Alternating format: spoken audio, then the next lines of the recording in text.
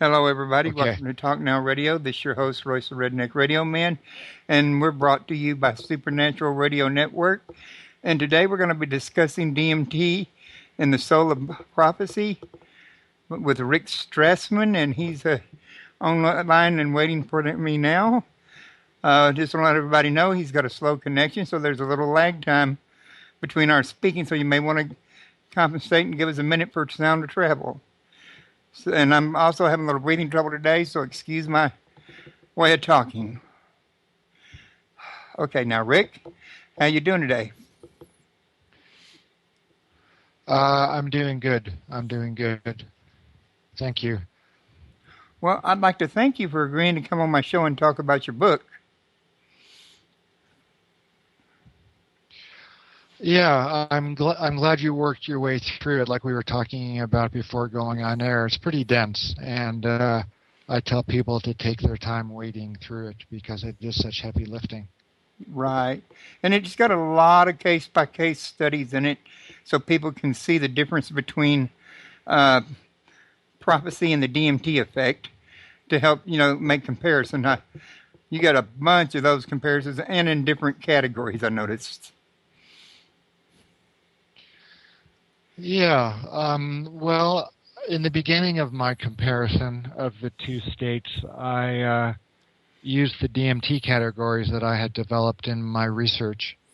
And then as time went on and, some of the differences between the two sets of experiences became clearer, Right. I developed some different categories using the prophetic state as um, as the default position. Okay. Well, I tell you what, I usually like to break the ice by having you tell your listeners a little something about yourself and what it was that interested you in the book you wrote about. Well, sure. Yeah, I guess I began with the academic approach to this area, even back in my undergraduate days when I started to notice how similar were descriptions between the psychedelic drug state and descriptions of people practicing certain forms of Eastern religious meditation practices. So I thought there must be some common underlying biological, denominator or processes that underlie both states. Um, so my attention was first drawn to the pineal gland, which was in the 1960s and the 1970s, at which time there wasn't much known about the pineal hormone melatonin. There was some evidence that melatonin might be quite psychoactive. So I performed a very careful study of the both the psychological and biological effects of melatonin in the 1980s, but not much came of it. So I then had learned about the presence of DMT, which stands for dimethyltryptamine. It's a chemical cousin of serotonin and of melatonin. And the interesting thing about DMT is it's made in the body. And I thought that, it's quite a powerful, psychedelic agent as well. It's, found in quite a few hundreds of plants, especially within psychoactive plants in Latin America. So I thought that if I gave DMT to people and it replicated features of non-drug spiritual experiences, one could make the argument that naturally occurring DMT in the body was responsible for those non-drug states. So that was the rationale in my designing and performing the DMT project. I see. Well, one of the things I think would be a good place to start at this point would be the fact that you just didn't, if I understood your book correctly when I was reading it, stick just to the Hebrew Bible. you tried some other religions first, but they didn't quite match your model like the Hebrew prophecies. Is that true? Or is that correct, should I say? Yeah, yeah. That's pretty much the case. The spiritual, framework that I took into my DMT research at the University of New Mexico was, based on my decades of study and practice of Zen Buddhism. And because of that, I was expecting that the DMT state, to the extent that it replicated certain, features of spiritual experience, would, mimic or, replicate um, the Buddhist enlightenment experience, which is, content free, personality free, sort of merging with the source of existence. Are you There's talking no about images. nirvana? Yeah, the samadhi, nirvana, kensho, satori kind of experience. Um, yeah, but despite my expectations and actually most of the volunteers' expectations of that kind of experience, it was really only something that happened in one of the nearly 60 volunteers that went into the study. And instead, the DMT effect was quite interactive and relational, rather than unitive and mystical. In other words, the personality of the volunteer was maintained. The um, the state itself was full of content with which the volunteer interacted. There were questions and answers with these apparent beings that were in this state. Um, things were done to each other in that state.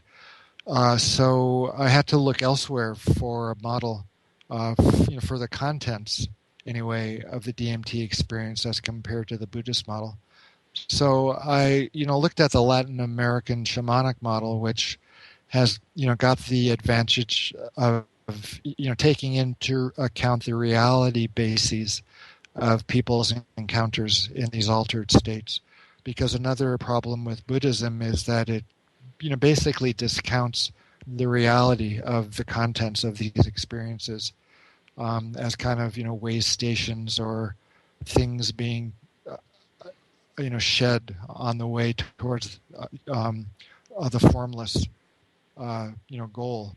Um, but there were some problems with the Latin American shamanic model as well, especially in the context of developing a spiritual model that would get some traction in the West.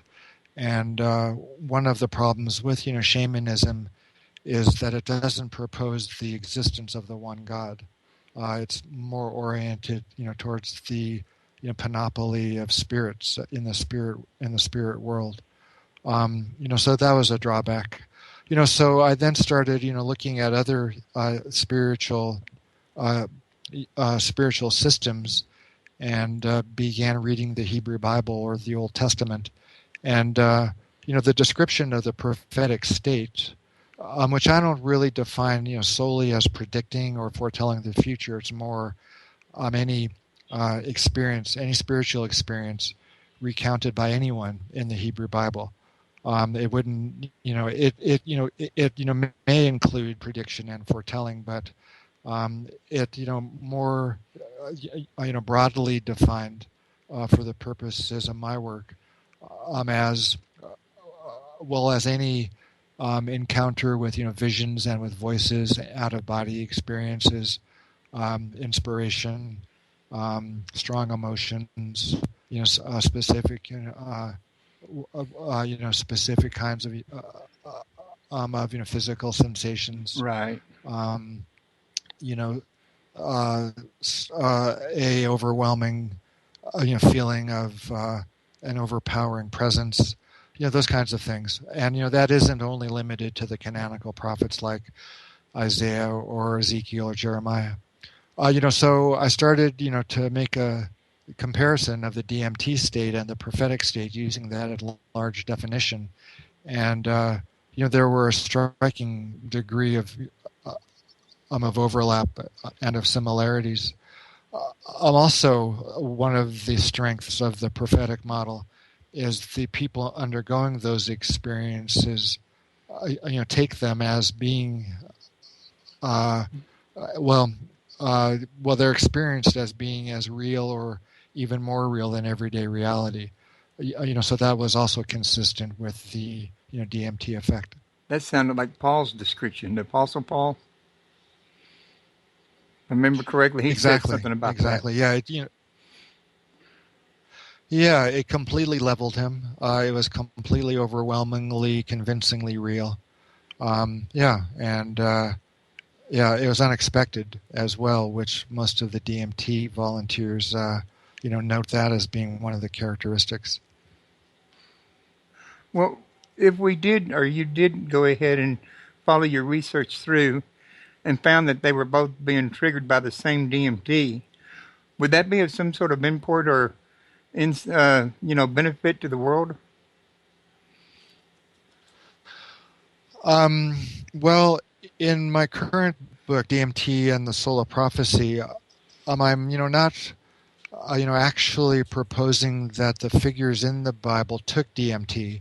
I'm more speculating that, they're that their natural, levels Right. increased as a result of any number of stimuli. Yeah. So the increase in their own DMT might be responsible for the contents of the prophetic experience. The visions and the voices, and then their intellect was able to extract information, from the visions which they encountered. That's the difference, I think, between the DMT state and the prophetic state, is there seems to be a lot more information which can be extracted by those experiencing prophecy in the Bible as compared to those just experiencing high levels of DMT in a laboratory setting. Right. And I understood it the way you described it, but I failed to describe it in that kind of detail. So I want to thank you for doing that because that could send people the wrong message. I should have been more thoughtful. But getting back to this, so basically, if in fact the prophets were receiving this increased DMT for whatever reason, maybe something on the inside, maybe emotions or certain states of mind or whatever, which you suggested in your book, the fact that it could also be routed through physical means, like a DMT shot, for example, would make it easier for people to have this experience then, right? Yeah, towards the end of my new book, I speculate about some of the practical implications of this, theory. Yeah, in terms of stimuli or, the things that would trigger high levels of one's own DMT in the prophetic model, I'm proposing what I refer to as a top-down model, which proposes, that God designed the brain, including the presence and function of DMT, in order to communicate with humans. So it's kind of like silicon, like silicon in a computer chip. It's just the proper material for the necessary function. So in the case of DMT in the human brain, that's how the brain is designed by God in order for God to communicate with us uh, using the contents of what they call the imagination, which is the visions and the voices, the emotions, those kinds of things. Um, and so this is kind of in opposition to the bottom-up, model, which is the prevailing, paradigm in the biology of spiritual experience. Is that the brain responds to a certain number of stimuli, including prayer or drugs or meditation, fasting, with a reflex, which is then after the fact called spiritual, and has got some potentially evolutionarily adaptive effects. Um, but I'm proposing more of a top-down model. And it isn't that one necessarily replaces the other, but I think a top-down, model can provide some interesting answers and provide some more questions, than those which would be the case in a purely limited, bottom-up kind of, this is your brain, solely, as opposed to this is God, interacting, with your mind through your brain.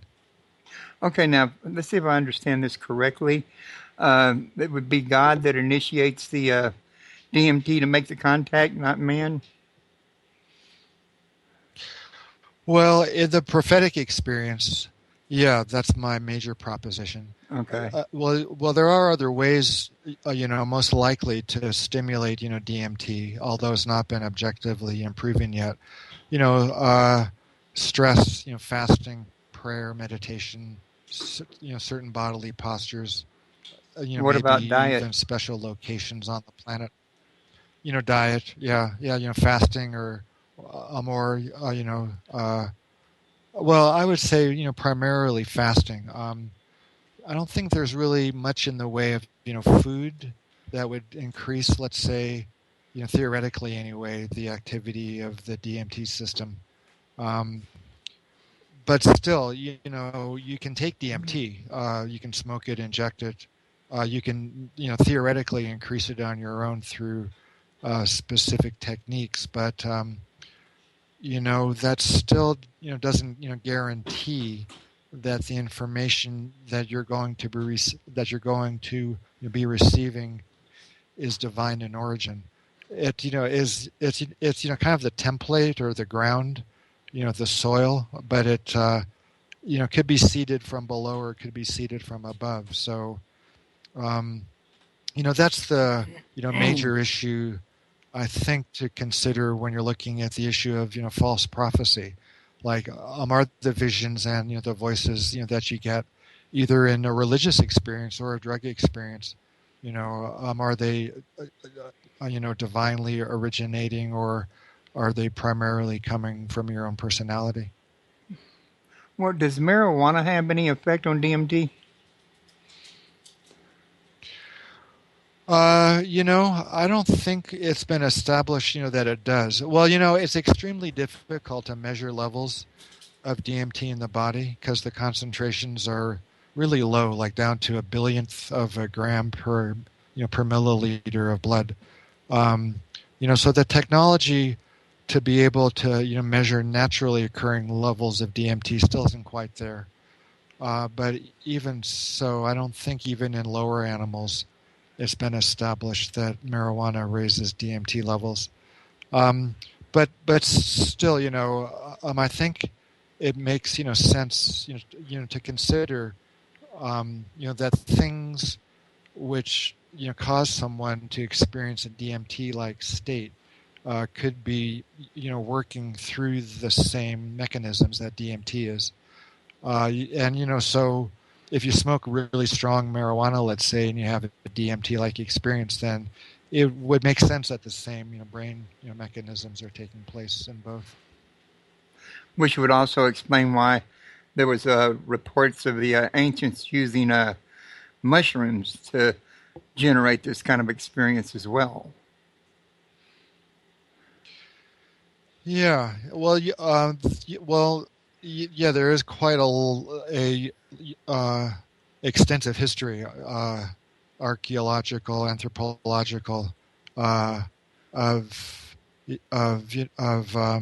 different cultures at different times over humanity's history, um, using psychoactive compounds to attain altered states, for religious purposes and, for other purposes. Yeah, some of the cave art in Europe's been considered to be performed under the influence of, psychoactive agents. Hmm. Some of the Asian art in Indonesia in the caves as well. Well, one of the big questions I always have in a situation like this is how does a person know that the experience is not a hallucination rather than an actual experience? Yeah. Well, that's a tough question to answer, and I just don't think anybody's really quite answered it. You know, y- uh, over the last few years, they've been actually, looking at the brain's activities during hallucinations, or in mentally ill people, but also in normal people, who are told, to imagine things or to visualize things. And if they're successful in imagining things to a great degree, or being able to visualize something, the same parts of the brain which light up when you're actually seeing something are also activated when you visualize something with your eyes closed. Um, so I think the brain responds as if it's perceiving something real when you're visualizing or hallucinating, as if you were actually experiencing. As if you were experiencing something objective. One of the interesting aspects of DMT is that it's transported into the brain from the bloodstream. And there's only a small number of compounds that the brain expends energy to get into its confines. And those compounds are things the brain isn't able to make, which are required for normal function, like sugar and certain amino acids.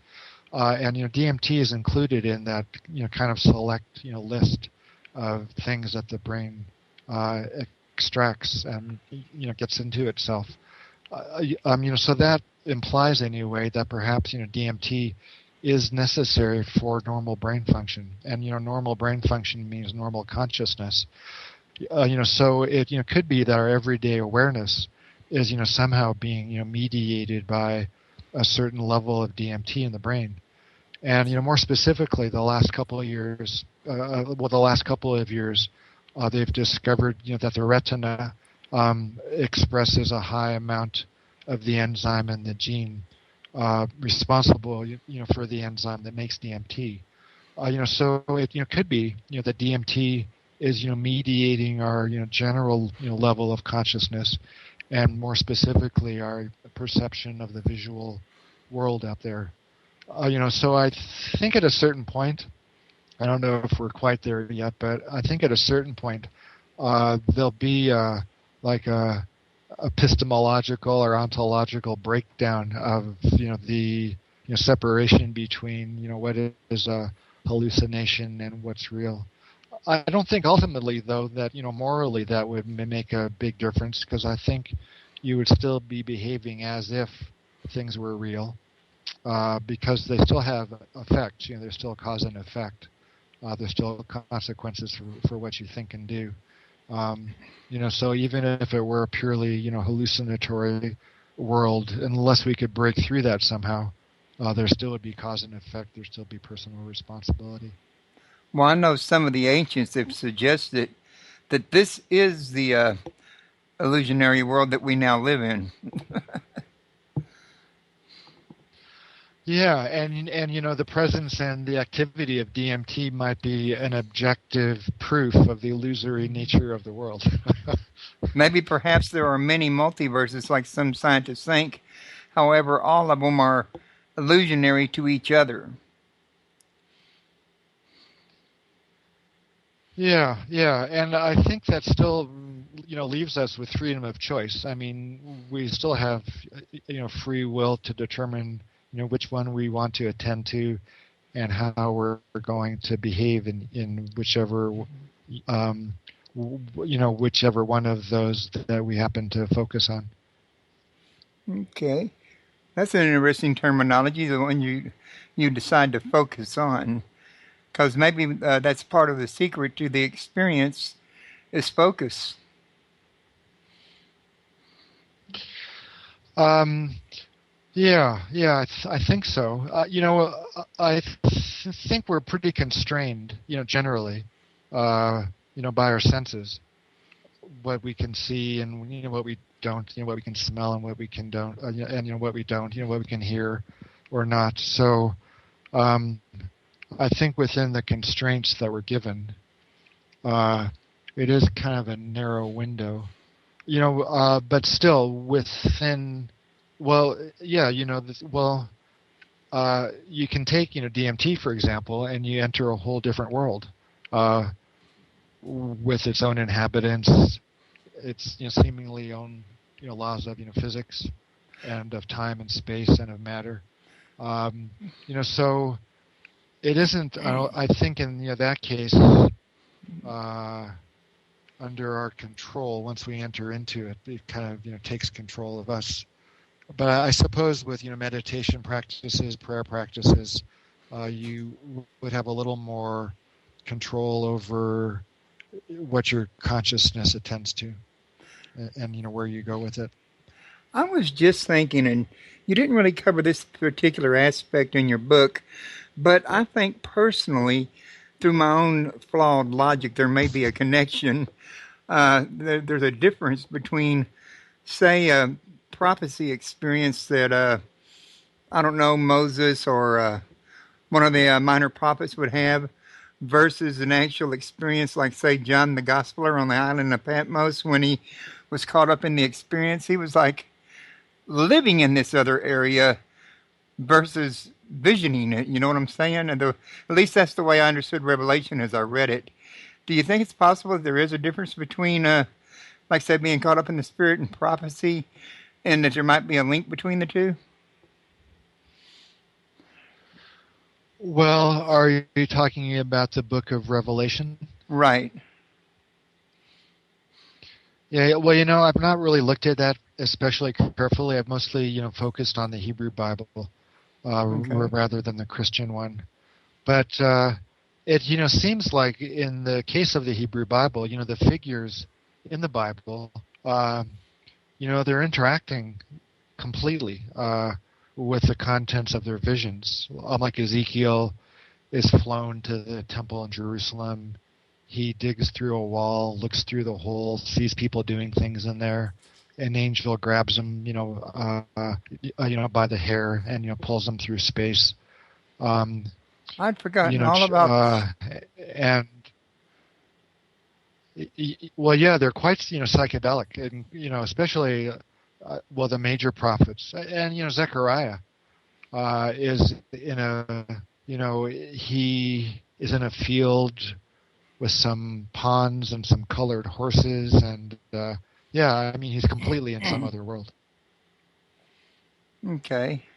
Now, when you were writing your book, one of the things that seemed to be important to you was that people understood the meaning of certain things that you had out there versus what mainstream teaches. Of course, you didn't word it that way, but what I'm talking about is, for example, most people are not aware that prophecy can be understood. I think it was 3 different ways. I don't remember the words you used to describe it, but it described like different aspects of prophecy.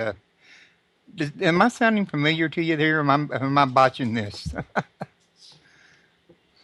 Yeah, I'm not sure. Well, I do, talk about the origin of the word prophecy, which comes from the Greek, which was their translation of the Hebrew word for prophet, which is Navi, N-A-V-I, if you transliterate it. And, the Hebrew, 3-letter root from which Navi comes from means to interpret or to communicate or to be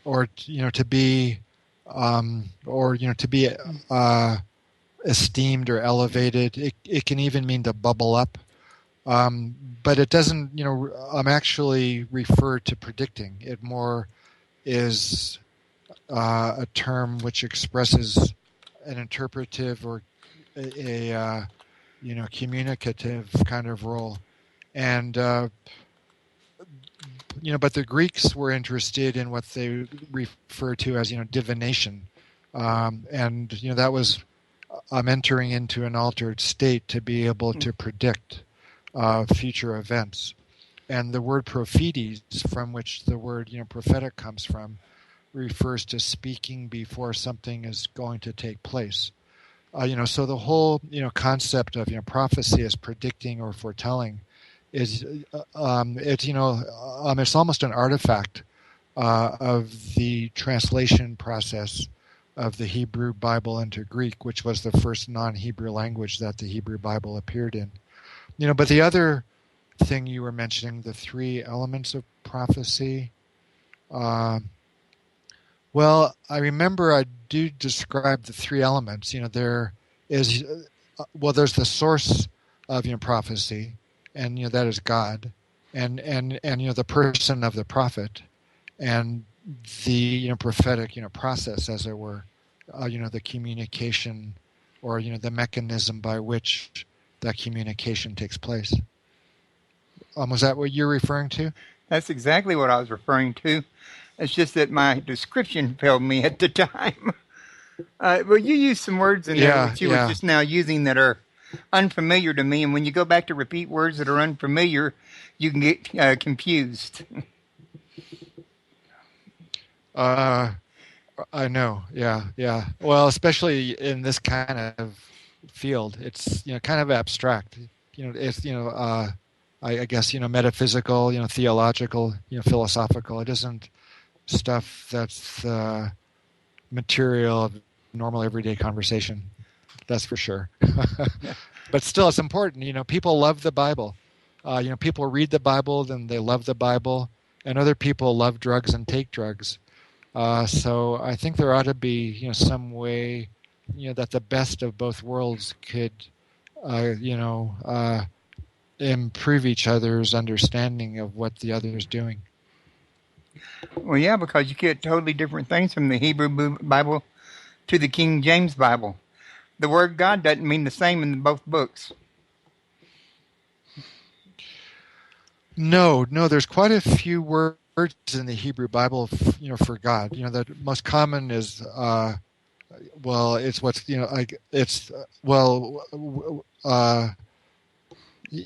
there's, the two major names for God in the Hebrew Bible. One is Elohim, which I think the King James refers to as God, and the other is the English initials YHVH, which is sometimes pronounced, Jehovah, um, and that's and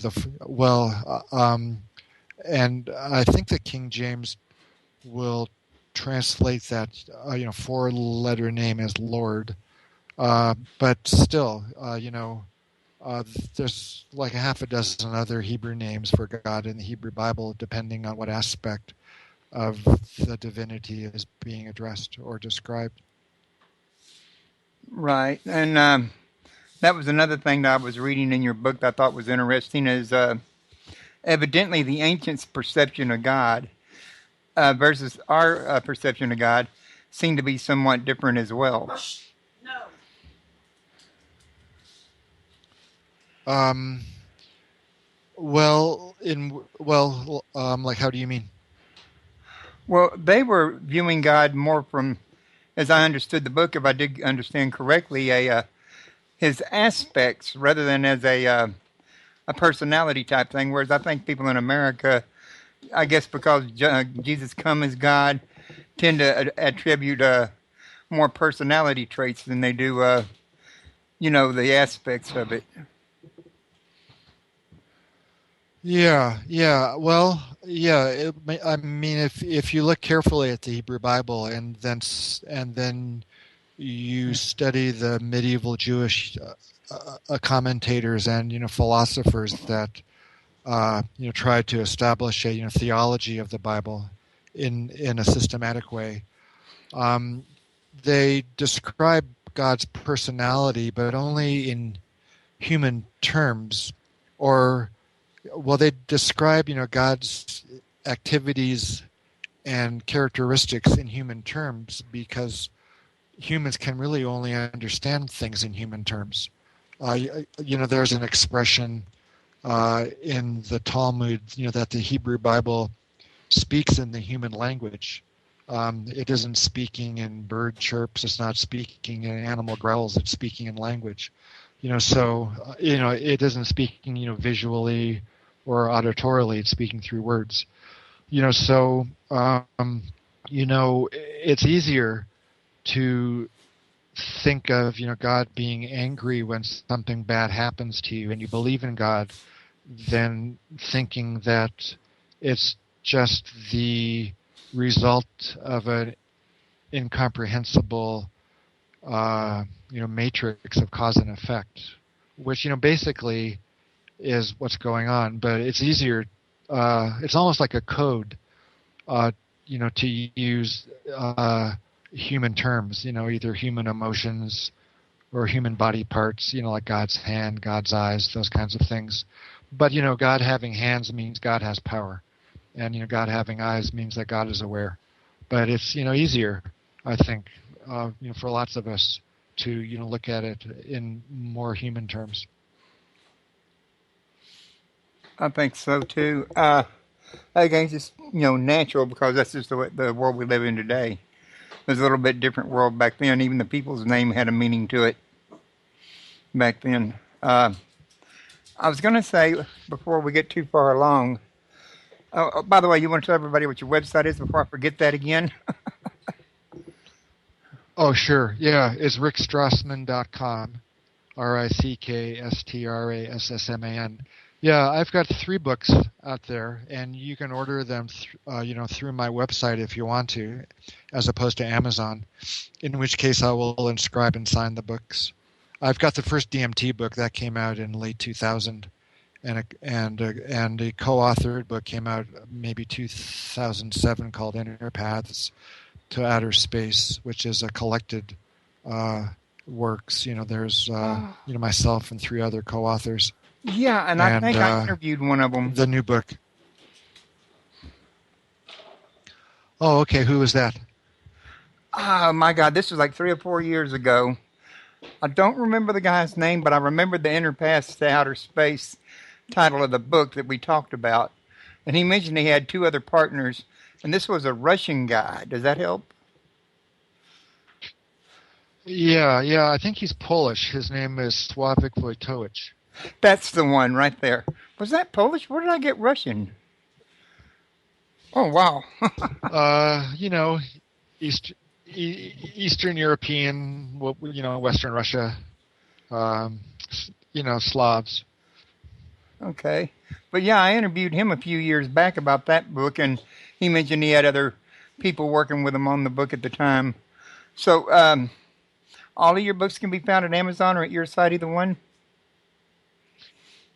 Yeah, you can order them through Amazon or through my publisher, which is whose name is Inner Traditions, Barnes & Noble, your bookstore, or you can order them through my site. You can also learn a little bit more about them from over at Inner Traditions. They have a biography on him over there and a description of his book, the book cover, everything you need to know about the book except the book itself, which is where I get my promo material at. Yeah. Oh, right. Yeah.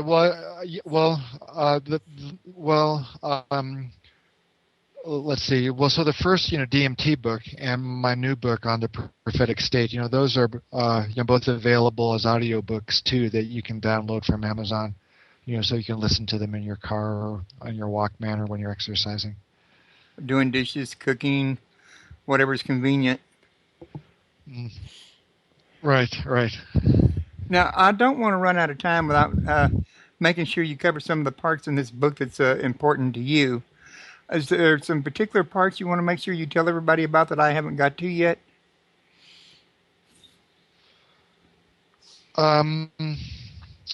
Well, yeah, I mean, there's a number of points that I try to make in the book. I kind of introduce the points. I then make the points, and then after I'm done making the points, I say, okay, I've just made the points that I wish to make. But still, it never hurts to repeat. I mean, as as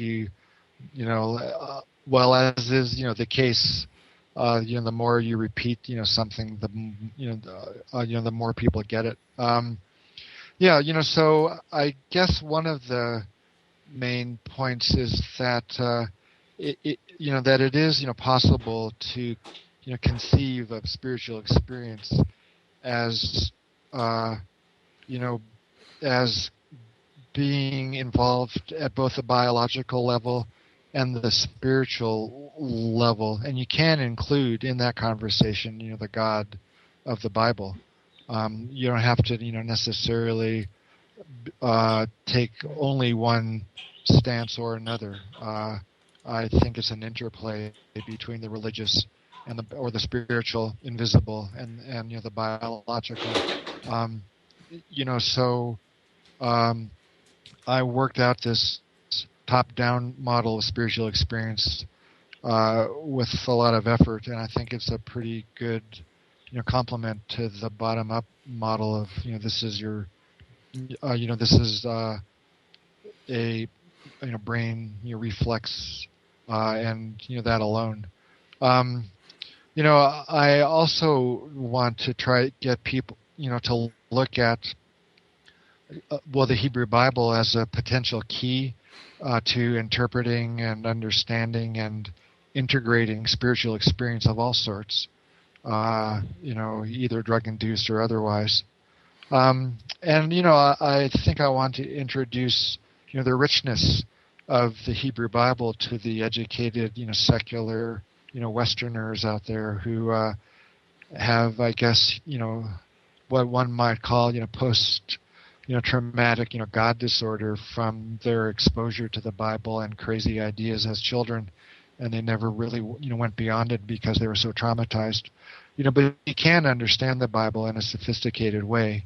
So I try to introduce, some of the ways of doing that, some of the obstacles to, to revisiting the Bible and, getting something out of it. One of the points I make repeatedly in the book is the issue of, false prophecy. Like, is your spiritual experience, is it valid, or are you just, deluding yourself and other people, like at a high level, but still, it's just, delusional. So I think, well, both the Bible and the medievalists have got some criteria for determining what's true and false prophecy. I think it kind of boils down to if you believe or are teaching against the two major tenets of the Hebrew Bible, and one of them is the existence of the one God, and the other is the understanding and the practice of the golden rule. So if what you've experienced in your teaching and you believe is, I guess, idolatry or isn't, following the golden rule, then chances are good it isn't really divinely inspired, or it isn't originating in a divine sphere. It's more of one's personality and needs and impulses and desires that are speaking more loudly than something more refined or more rarefied. Okay. Well, let me think for just 1 second on that there. Which it seemed like there was something I had on the tip of my tongue just a minute ago that slipped right out of my mind for some reason. Maybe I'll come back to it here in just a minute. I would say from what I was reading in that book, though, that you definitely left room for people to add on to it. Did you have hopes that people would add on to it? Yeah. I think it's being added on to as we speak. There were some studies that came out of Baltimore, the Johns Hopkins University, maybe 10 years ago, describing studies where they gave normal volunteers a big dose of psilocybin with the intention of causing them to have spiritual experiences. And quite a few of them did, if they're prepared and coached properly and supervised carefully, and then followed up after the case. And they underwent quite profound religious states, which also seemed to stick with them in a 1-year follow-up. So those studies are being expanded to include clerics now, priests and rabbis and imams and monks and whatnot. So I think once specific religious priests or clerics are being studied in the psychedelic state, I think it'll be useful at the more well, it may confirm some of the theories and the ideas that I put forward in this new book. Mm. So that's one thing that's been going on. Yeah, it isn't a brand. It isn't a brand new idea. When these drugs were first being studied in the 60s and the early 70s, there was a big emphasis on their spiritual characteristics. They were being they were being used to treat alcoholism and heroin addiction, those kinds of things. And it became clear rather early on, that to the extent that the drug would cause a spiritual experience, it would then be helpful in stopping the cycle of addiction or of alcoholism. So these ongoing studies at Hopkins and NYU, the University of New Mexico, UCLA, are all being they're confirming and extending the older research, using more current methodologies. And also it's interesting to note how the resurgence in this kind of research is being treated a lot more even-handedly than was the case back in the day, when it was either extraordinarily lavish praise or extraordinarily harsh censure. I think the media is being a lot more even-handed in responding to this new wave of research. Yeah, and the researchers aren't being so hot-headed either, like Tim Leary types. They're being more respectable, and their claims aren't so wild-eyed. They're kind of keeping it close to the chest. When I was growing up back in the 70s, in my middle school years, there was a lot of talk about LSD and other forms like marijuana. And I heard people talking about the people that were doing these kind of drugs were trying to achieve a certain state of bliss. And I'm assuming that this state of bliss would be the same state you're describing as nirvana, only the people at the time didn't know the terminology. Yeah, I think the thing that was taking place at that time was that is that people were having a lot of spiritual experiences, or at least experiences with spiritual characteristics or attributes, spiritual properties, but there just wasn't really any context to understand what they had undergone. So for some people it was just an interesting experience, then they filed it away in their file cabinet. For other people, they turned to the East. Other people turned to Native American cultures. Some people developed the New Age philosophies. Some turned to shamanism, the occult, those kinds of models.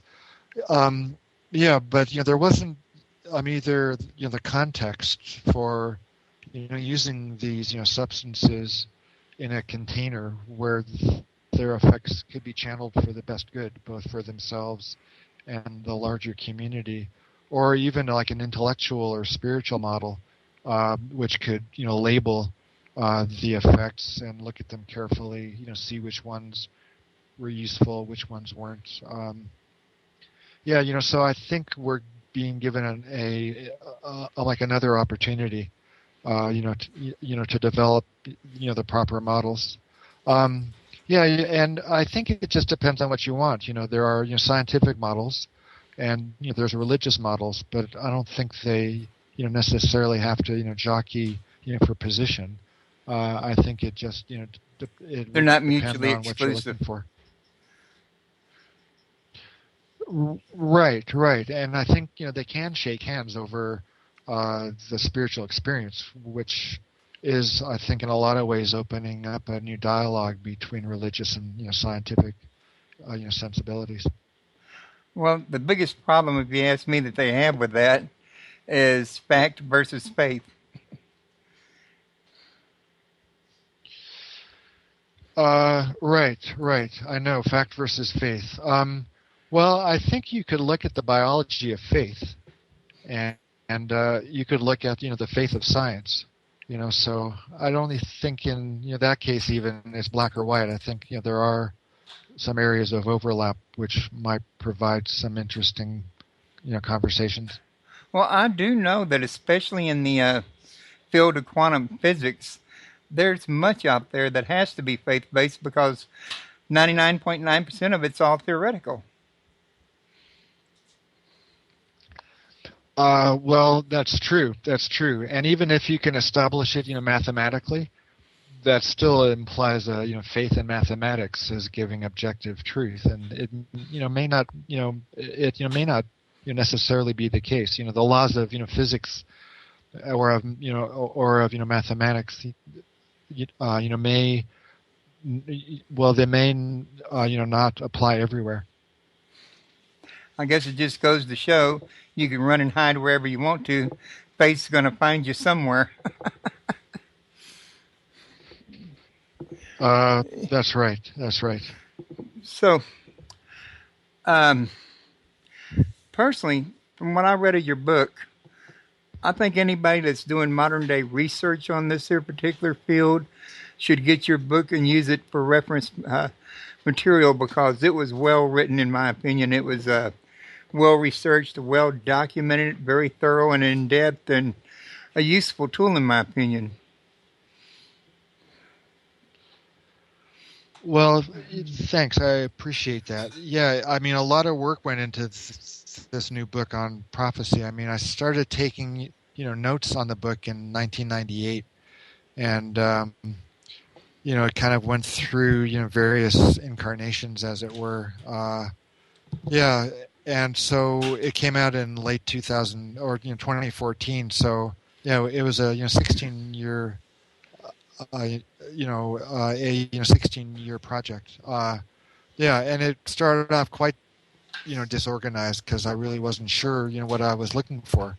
So it really took a lot of time and thinking to hone it down to its present condition or present state. Well, that's understandable, especially for what all you put into it and the detail that you went into it. And that I gotta ask you, how did you find so many people to volunteer for a project like that? Well, in the beginning, it wasn't hard at all. They were, the first group of maybe 15 or 20 people were my friends, that were rooting for me from, the sidelines, during, the 2-year process of getting my permits and my funding, to, do this study, so they were lining up actually. But it became, somewhat more, difficult as my studies progressed because I was doing more intrusive kinds of research, blockading the effects of DMT or, doing brain scans or imaging of people that were under the influence. So in the case of, my follow-up studies, that was starting to become difficult. To recruit volunteers, because people were interested in the full DMT experience. They weren't interested in a blockaded experience, and they didn't, want their heads in a big scanning machine, when they were under the influence. So like at a certain point, I decided I had given enough DMT to enough people and had taken enough bedside notes and gotten enough stories I hadn't, damaged anybody in any, in any irrevocable sort of manner. Um, yeah. So I figured, well, I accomplished what I had originally, well, so set out to do, you know, uh, with respect to characterizing the effects of DMT as carefully as I could. And then it just seemed like, okay, it's time to stop and think about it and try to figure out what it all means. Okay, well, I show we got like 5 minutes remaining. I usually at this point ask if you got any last minute thoughts you want to share. Well, I could briefly talk about what I've been studying, these days. People ask me if I'm ever going to be doing, drug research again, and I just don't think so. I mean, it's been almost 20 years since I gave my last, dose of any drug, and it took quite a while for other groups to catch on to my work and begin, doing their own studies. But since the early 2000s, things have picked up, and there's a lot of good research going on. So I don't think I've got I don't think I have got that much to add. From the scientific point of view, there's good research being done. Um, so I'm more interested in the message of the spiritual experience, be it psychedelic or prophetic, um, and one um, of the characters in the Hebrew Bible that I've become extremely interested is in the character of Abraham. Because Abraham was the first of the Jews, or the first of or the first of of the ethical monotheists out there, and so all three of the Abrahamic faiths you know claim Abraham as their father, or as a major figure anyway. Islam, Christianity, and Judaism. So I'm interested in Abraham's life, his prophetic experiences, his family, his relationships with the community. So I think it might be possible to educate people through writing a fictionalized version of Abraham's uh, life and his trials. Um, because of his life taking place before the laying down of the law, as it were, by Moses and the Ten Commandments and all those kinds of regulations, but he still lived a purely prophetic life, before the law. So I'm kind of reading everything that I can about him, and at some point, I think it would be fun to try my hand at a fictional treatment of his life. Well, it's So been that's what my I'm working understanding. on these days. Nobody's found any historical records on his life yet. Uh, no, I don't think anybody will ever discover the person of Abraham. But I think that one of the unspoken goals of people looking for the true Abraham is to be rid of Abraham. Uh, because if you can't point to that one person, or that one man, you could say that he didn't exist, and therefore his life doesn't have any implications for for the modern world. If you look at Abraham, though, as like a paradigm, or as a model of a certain way of living and thinking and behaving, as exemplified in the narratives of his life, I think it's as good as if he were a real person who lived 3,000 years ago. Okay, then. Well, Rick, I want to thank you for coming on to the show. I've really enjoyed talking to you. You're a fantastic guest. Um, you going to have another book out on the market pretty soon, you think? Um, I don't think anytime soon. I'm working my way through this Abraham material, but I should finish that in a couple years. So maybe something in maybe 3-4 years about Abraham. I still am, writing smaller articles for magazines here and there, but I think my next book will be a few years down the road. Hopefully not, 16 years like that the last book took me, but um, I think it's still, some ways in the future. Right. Well, in the meantime, you and me can stay in touch. And I look forward to getting to Okay, know you sure. better. Yeah, Yeah, go ahead. yeah. Thanks very much for having me on this. Yeah, thanks very much for having me on the show. I enjoyed being on. I've enjoyed you being on, and you're more than welcome to come back anytime. Just shoot me a letter and let me know when you're ready. Okay, great. Appreciate it. All right, well, with that, we're going to call this a wrap. Come back and join me next Friday, folks, and let's see if I got that slot. Well, actually, I closed that document, so I can't look it up for you, but I'll post it to the site as soon as I can. In the meantime, you guys have a good day, good weekend, what's left of it, and hope to see you next Saturday. Bye bye.